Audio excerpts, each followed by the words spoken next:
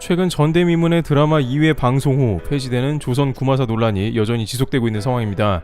바로 많은 한국인들이 중국 자본이나 동북 공정을 국난으로 인식했다는 의견이 나오고 있는데요.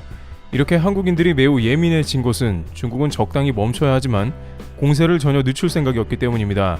최근 중국은 상하이 대기질 연구소에서 중국 상하이 미세먼지는 한국으로부터 영향받았다는 보고를 하면서 한국에서 불고 있는 북동풍으로 인해서 상하이의 대기질 악화가 오히려 한국 영향이었다고 밝힌 것입니다. 중국 환경관측센터는 한국이 중국에 끼치는 미세먼지의 영향력이 훨씬 크다는 취지의 보고를 통해서 중국은 미세먼지 저감 조치나 인공강우를 하고 있지만 한국은 별다른 조치가 없었다며 한국 책임을 물었습니다. 한국의 대기 상태는 위성사진만 보더라도 명백하게 중국에서 영향을 받아 최악의 상황인 게 분명한데 이제는 미세먼지는 한국 탓이라고 적반하장으로 기본적인 과학적 사실조차 무시하는 모습인데요. 최근 관영 언론 항구시보는 한국 언론이 중국발 황사먼지를 중국 탓으로 보도한다고 불쾌해하면서 한국은 중국발이라는 말을 빼라고 주장했습니다. 그런데 불과 2년 전만 해도 중국의 환경장관은 이에 관해 중국에서 한국으로 미세먼지가 넘어간 것을 인정한다며 양국이 미세먼지 저감을 위해 노력한다고 밝혔습니다. 하지만 지금은 환경장관의 발언조차 없던 걸로 하며 막무가내로 미세먼지조차 한국 탓이라는 것입니다. 즉 중국은 이제 한국에 대해서는 무조건 중국의 생각과 방식을 강요한다는 스탠스로 돌아섰다는 것인데 이러다 보니 한국에서는 이러한 중국의 전면적인 공세를 예전보다 훨씬 더 피부로 느끼고 있다는 분석이 나옵니다. 지리적으로 가까운 한국 공세가 이제는 본격화되었으며 그것이 매우 잦아져 스트레스가 되고 있는 것입니다. 그런데 이 와중에 연예계에서도 논란은 지속됩니다. 걸그룹 마마무 등이 소속된 기획사 RBW가 공식 소셜미디어 계정에 하나의 중국 원칙을 지지한다는 글을 올렸다가 삭제하는 해프닝이 빚어졌습니다. RBW는 31일 새벽 공식 인스타그램에 돌연 우리 회사는 일관되게 하나의 중국 원칙을 고수해왔다는 한 문장짜리 공지를 영어와 중국어로 게재했습니다. 하나의 중국 원칙은 중국 대륙과 대만, 홍콩, 마카오 등을 모두 중국의 영토로 보고 이 중 오직 중국만을 합법정부로 인정하는 것을 말하고 있습니다. 중화권 출신 K-POP 가수들이 하나의 중국 지지 발언을 한 사례는 많았지만 한국 기획사가 회사 차원에서 이런 입장을 공개적으로 게시하는 것은 이례적이어서 논란이 됐습니다. 네티즌들은 글이 올라온 경위에 대해 여러 추측을 하며 갑론을박을 벌이기도 했습니다. 논란이 일자 RBW 측은 게시물을 삭제하고 내부적으로 논의되지 않은 게시글이라고 해명했습니다. RBW는 확인 결과 직원의 단독 행동으로 빚어진 일이며 발견 즉시 삭제 조치했다며 많은 분들께 혼란을 드린 점을 사과드린다고 밝혔습니다. 이어 추후 이런 일이 발생하지 않도록 재발 방지를 위한 강력한 조치를 마련하겠다고 강조했습니다. 안 그래도 동북공정이나 중국발 막무가내 주장들이 넘쳐나 예민한 가운데 이렇게 처음 보는 형태의 중국 관련 논란이 나옵니다. 또한 방송계에서는 앞으로 조선구마사 외에 줄줄이 예정되어 있는 각종 드라마들이 중국 자본 논란 때문에 드라마 시작 전 사전 해명글을 올리는 모습도 나옵니다. JTBC는 설광화에 대한 민주화 운동 폄하 논란이 지속되자 이례적으로 2차례나 관련이 없다고 공지글을 올려서 설광화에 대한 논란을 잠재우려는 모습이 나옵니다. 그런데 설광화 말고도 올 하반기 방송 예정인 아침이 밝아올 때까지와 관련한 논란이 본격화했습니다. 이 작품은 중국 추리소설을 대표하는 작가 중 한 명인 쯔진천의 동트기 힘든 긴 밤, 장야남명을 원작으로 하며 전직 검찰관인 피해자가 10여 년 전 일어난 살인사건의 진실을 끈질기게 조사하는 내용을 그렸습니다. 온라인 커뮤니티에서는 이 책이 출간됐을 당시 중국 정부가 적극적으로 홍보한 점을 들어 중국 공산당을 미화한 게 아니냐는 지적이 일고 있습니다. 물론 일각에서는 작품 자체는 순수한 추리소설이라는 반응도 있습니다. 더불어 쯔진천 작가가 2019년 소셜미디어에서 홍콩 민주화 운동가들을 폄훼하는 글을 올린 점도 문제가 되고 있습니다. 이 작가는 웨이보에 홍콩 독립을 지지하는 동료 작가들을 비판하는 글도 올린 바 있습니다.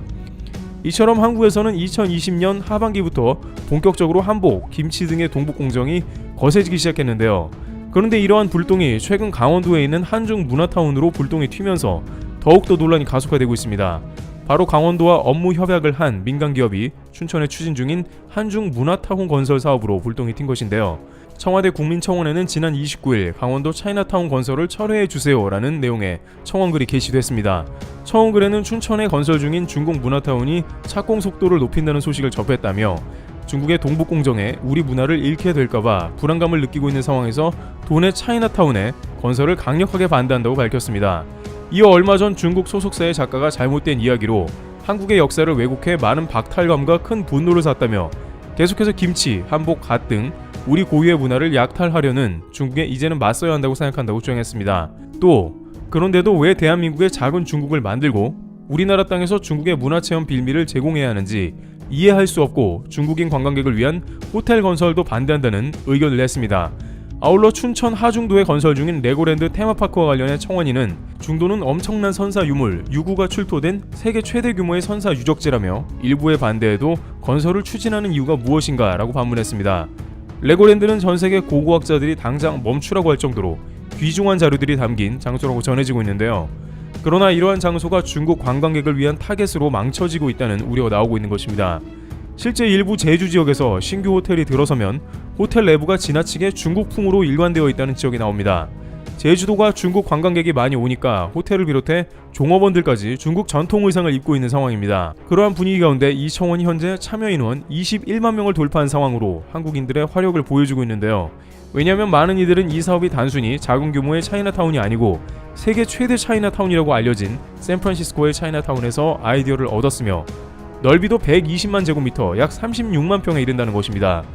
중국의 전통거리를 그대로 재현했고 소림사 분원이나 중국의 정통 정원 등이 갖춰질 예정이라고 합니다. 또한 다양한 중국 문화 체험도 이루어집니다. 하지만 문제는 이곳에 중국 자본도 대거 투입된다는 의견도 나오는데요.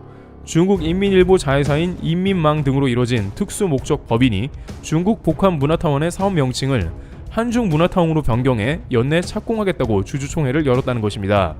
사업비는 약 6천억 원에서 1조 원 이상으로 대폭 늘린 점도 주목됩니다. 논란이 되자 강원도는 이에 관해 100% 민간 주도 사업이며 호텔이나 레고랜드 등 유적지 훼손은 허위 주장이라고 말하면서 지역 경제를 위한 공공의 노력이 폄훼되는 일이 없기를 간절히 바란다고 공지했습니다.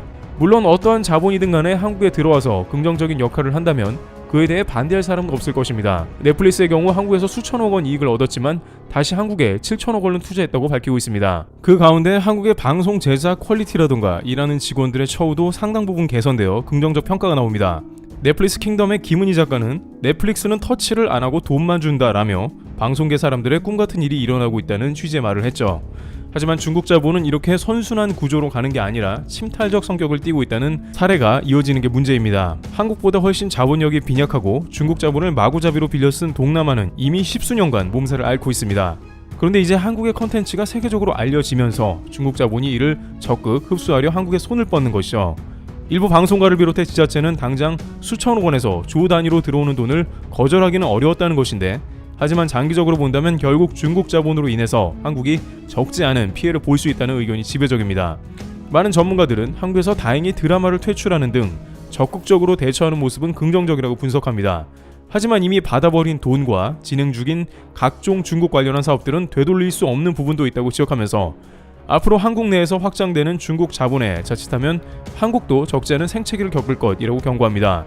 특히 최근 중국은 미국과 이제는 맞설 준비가 되어 있다며 공공연하게 강한 중국을 표방하고 있는 상황입니다. 따라서 한국에서는 어느 때보다 중국 자본 경계를 강화해야 한다는 목소리가 나오고 있는 것입니다. 한국 국민들은 지금까지 다양한 국난을 극복해왔습니다. 이번에는 어떻게 이러한 상황을 이겨낼지 주목됩니다. 트래블 튜브 여기서 마치겠습니다. 감사합니다.